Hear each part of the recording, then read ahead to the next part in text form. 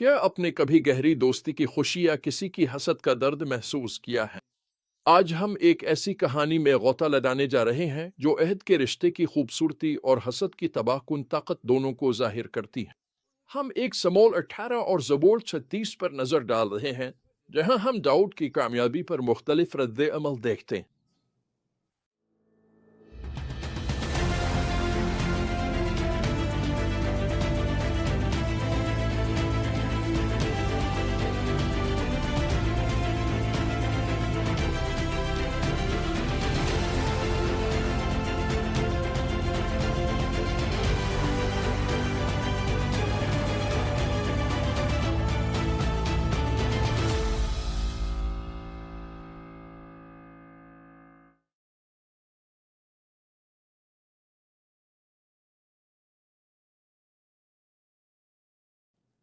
इस हिस्से का मरकजी पैगाम एक समूल 18-14 में मिलता है, जो कुछ वो करता, कामयाब होता, क्योंकि खुदावंद इसके साथ था। ये आयत गहरी हकीकत को जाहिर करती है, कामयाबी हमारी सलाहियतों से नहीं बल्कि हमारी जिंदगी में खुदा की मौजूदगी से आती है।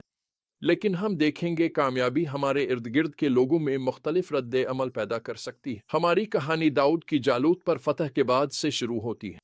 हम दाऊद की कामयाबी पर दो बिल्कुल मुख्तलिफ रद्द अमल देखते हैं। हम यूनातन को देखते हैं जो समूल का बेटा है और वो दाऊद के साथ फौरन गहरा रिश्ता बनाता है। बाइबल हमें बताती है कि यूनातन दाऊद के साथ रूह में एक हो गया और उसने इसे अपनी जान की तरह मोहब्बत दी। एक समूल 18। ये महज एक आम दोस्ती नहीं थी। यूनातन ने दाऊद से अहद बांधा, जिसकी अलामत के लिए इसने इसे अपनी चुगा, कारता, तलवार, कमान और कमरबंद दे दिया। ये अमल बहुत गहरी अहमियत रखता था। ये गोया यूनातन कह रहा हो, जो कुछ मेरे पास है, मेरी दौलत, मेरी ताकत, मेरी शनाख्त तक, मैं सब कुछ तुम्हें देता हूं। ये अहद का रिश्ता इस खुद सुपुर्द मोहब्बत की झलक पेश करता है जो खुदा ने आखिरकार यसू मसीह के जरिए जाहिर की, जिसने हमारे लिए सब कुछ कुर्बान कर दिया। दूसरी तरफ हमारे पास साउल का रद्दअमल है। शुरू में वो दाऊद को अपने करीब रखता है, लेकिन इसका रवैया जल्द ही बिगड़ जाता है। जब लोग गाने लगते हैं, साउल ने हजारों को मारा और दाऊद ने लाखों को, तो साउल का हसद भड़कती हुई आग की तरह भड़क उठता है। बाइबल कहती है कि समूल बहुत गुस्से में था। ये नगमा इसे सख्त नागवार गुजरा। उसने सोचा, उन्होंने दाऊद को लाखों का क्रेडिट दिया और मुझे सिर्फ हजारों का। अब और क्या बाकी रह गया है? बादशाही। एक समूल 18:8। ये हसद एक शैतानी चीज के लिए दरवाजा खोल देता है। हमें बताया गया है कि खादी की तरफ से एक बारी रूह जोर से साउल पर नाजिल हुई। एक समूल 18:10। ये एक चौंका देने वाली याद दहानी है कि मनफी जज्बात को दिल में जगह देना हमें शैतानी और तबाहकुन कुव्वतों के लिए कमजोर बना सकता है। साउल का हसद फौरन तशद्दुद में बदल जाता है। वो दाऊद को नेज़े से मारने की कोशिश करता है 2 बार। जब ये नाकाम होता है तो वो हालात को इस तरह काबू में लाने की कोशिश करता है कि दाऊद जंग में मारा जाए। लेकिन इन तमाम हालात के दौरान हम देखते हैं कि जो कुछ भी दाऊद ने किया, इसमें इसे बड़ी कामयाबी मिली क्योंकि खुदावंद इसके साथ था। एक समूल 18:14। इस कहानी के बीच में ज़बूर 36 शामिल किया गया है। ये ज़बूर जो दाऊद से मंसूब है, हमें उसके नुक्ता नज़र की झलक दिखाता है जब वो उन मुश्किल हालात से गुजर रहा था। ये इन लोगों की बदी के साथ तज़ाद पेश करता है जो खुदा की मुखालफत करते हैं।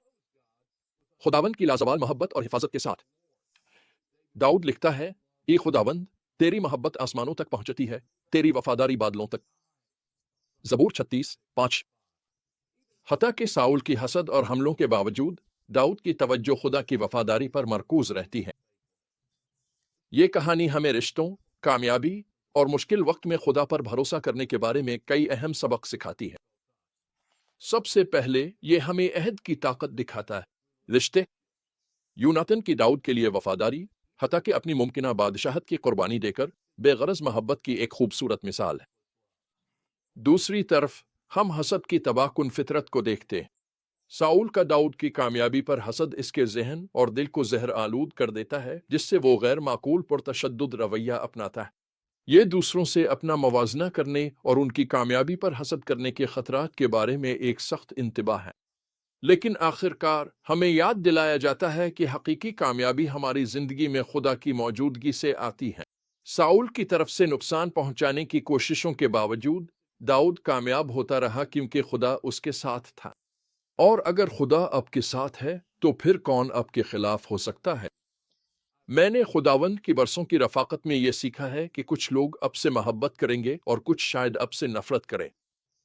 इन दोनों हालतों में मुसलसल कामयाबी की कुंजी यह है कि खुदा पर आजिजाना इन्हिसार के साथ जिया जाए। इसकी मोहब्बत से मोहब्बत करो, इसकी कुदरत से जियो, इसके रूह में चलो। ये अहम नहीं कि दूसरे क्या सोचते हैं, जो अहम है वो ये है कि आप कैसे जीते हैं। खुदा ने मुझे बहुत से शानदार दोस्तों से नवाजा है, ऐसे दोस्त जो खानदान से ज्यादा करीब रहे। हमने एक साथ सफर किया, एक साथ दुआ की और एक साथ जंगें लड़ी हैं। खुदा ने बहुत सी फतह दी है। खुदा का शुक्र है इन यूनातन जैसे रिश्तों के लिए। दूसरी तरफ मेरे गिले पर छुरियां रखी गईं, मेरे चेहरे पर बंदूकें तान दी गईं और दहशतगर्दों ने मुझे धमकियां दी। लेकिन मैं कह सकता हूं आमीन इस बात पर जो दाऊद ने ज़बूर 36 आयत 7 में लिखी, ए खुदा तेरी लाजवाल मोहब्बत कितनी बेशकीमत है। लोग तेरे परों के साए में पनाह लेते हैं। मैंने सीखा है कि खुदा की मोहब्बत कभी नाकाम नहीं होती, वो हमेशा हमारा ख्याल रखेगा।